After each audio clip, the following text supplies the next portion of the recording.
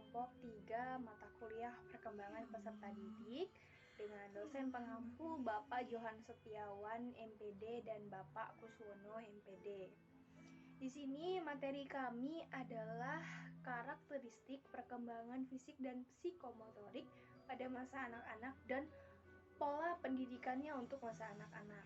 Nah, di sini sebelumnya saya akan memperkenalkan nama-nama anggota kelompok saya, yaitu yang pertama saya sendiri Rohima NPM 20220024 dan rekan saya Kurnia Pradilawati, Arif Miftahudin dan Mas Oman Sofi Rohman.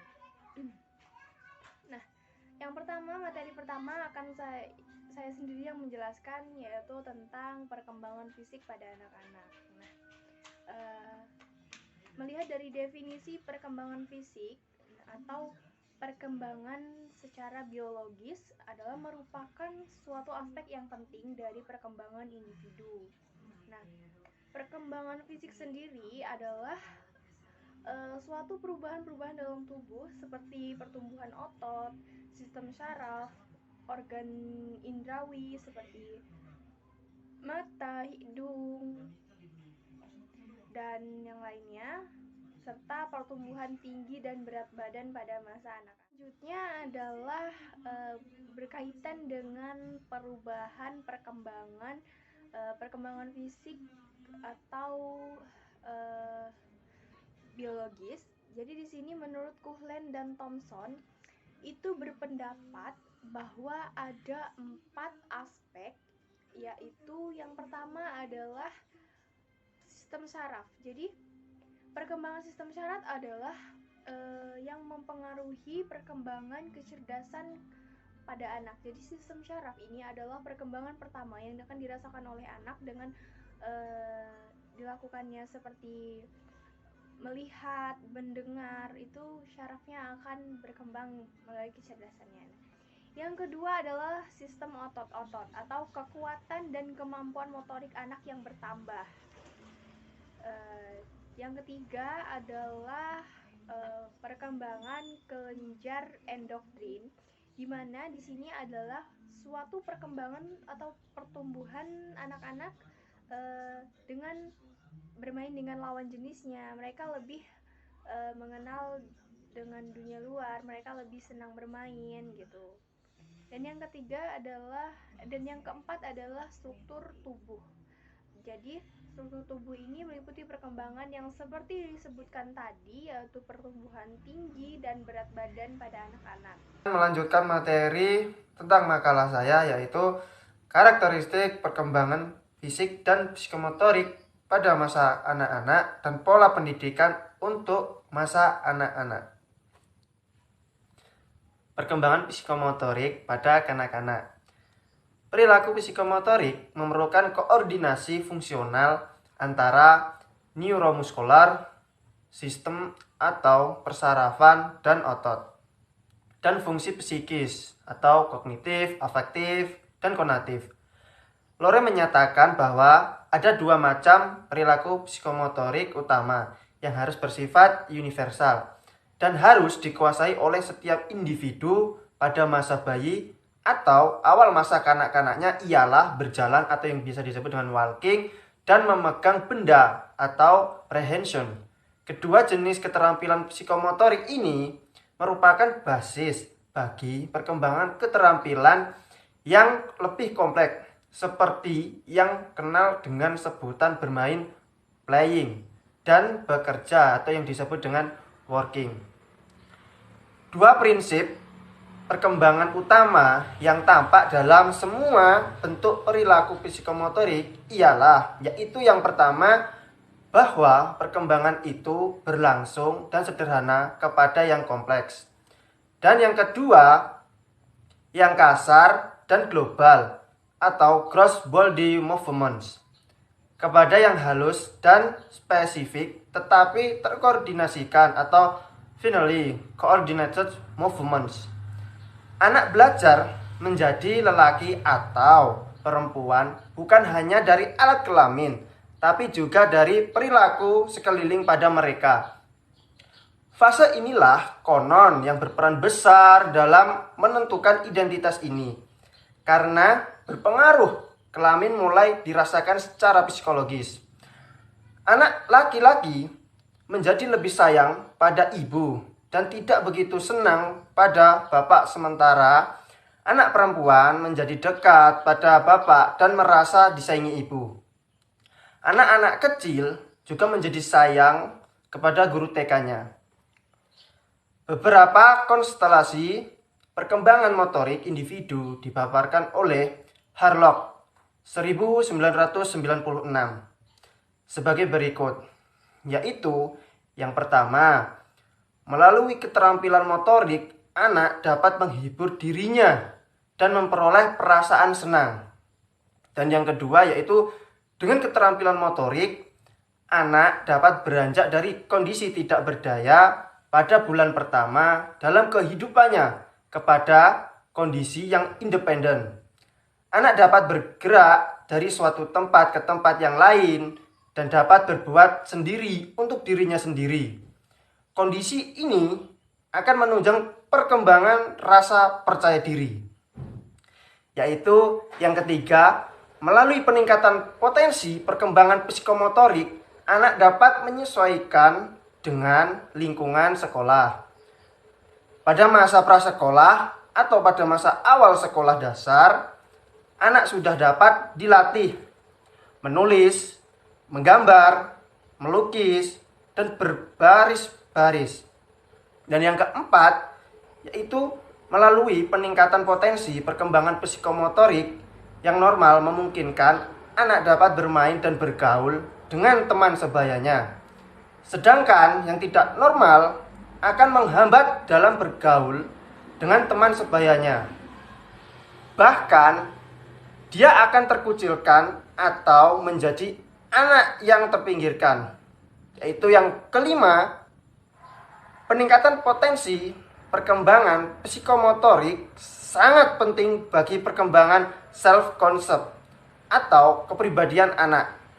Faktor yang mempengaruhi psikomotorik anak adalah faktor pola asuh orang tua, gen dari orang tua, pengaruh lingkungan, interior, ruang belajar, dan warna. Tahap-tahapan perkembangan psikomotorik yaitu 1. Tahapan kognitif. Tahapan ini ditandai dengan adanya gerakan-gerakan yang kaku dan lambat. Hal tersebut terjadi karena anak ataupun siswa masih dalam taraf belajar untuk mengendalikan gerakan-gerakannya. Dan yang kedua yaitu tahapan asosiatif. Pada tahapan ini, seseorang anak ataupun siswa membutuhkan waktu yang lebih pendek untuk memikirkan tentang gerakannya. Dia mulai dapat mengasosiasikan gerakan yang sedang dipelajari dirinya, yaitu dengan gerakan yang sudah dikenal.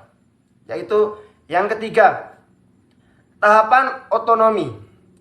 Pada tahapan ini, seorang siswa telah mencapai tingkat otonomi yang tinggi. Proses belajarnya sudah hampir lengkap meskipun dia masih dapat memperbaiki gerakan-gerakan yang dipelajarinya. Tahapan ini disebut tahap otonomi karena siswa sudah tidak memerlukan kehadiran instruktur atau melakukan gerakan-gerakan. Oke, sekian dari saya. Terima kasih dan akan dilanjutkan oleh pemateri selanjutnya. Lanjutkan materi yang dibacakan oleh Saudara Arif Miftahudin. Kontak anak dengan keluarga dan lingkungannya dapat menjadi stimuli utama. Terlebih lagi anak menghabiskan waktu terbanyak dengan keluarga. Dalam perkembangannya, rangsangan diberikan dengan melibatkan seluruh indera anak. Pada intinya, anak jangan dibiarkan sendiri, termenung-menung tanpa aktivitas. Kalau konsep sederhana tersebut sudah diikuti, itu sudah mencakup usia dini, merupakan usia emas untuk menyerap berbagai materi termasuk membaca atau berhitung. Namun, orang tua dan tenaga pendidik harus memberikan materi yang dekat dengan kehidupan dan lingkungan anak.